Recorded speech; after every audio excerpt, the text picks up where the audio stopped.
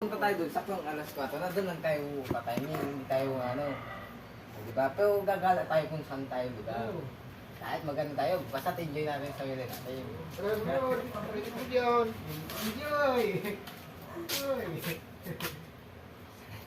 Hindi, ano mo natin, kanina pa namin tinatawag kahit kanina pa tinatawag. Tumawag ka sana sa messenger ko.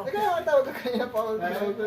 Tagal lang. Nagagawa ko ng speaker, sabi nga ba, nagagawa ko ng speaker, tagay tayo, sige daw. Tagal. Ano, si Kuya RJ lang nakakinig sa akin eh. Ako nag-email. Nagtawag ka nga.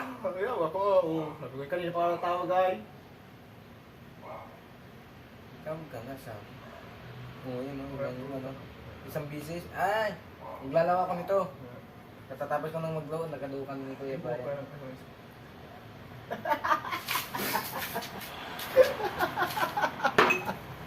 Ayun na lumakan, puta.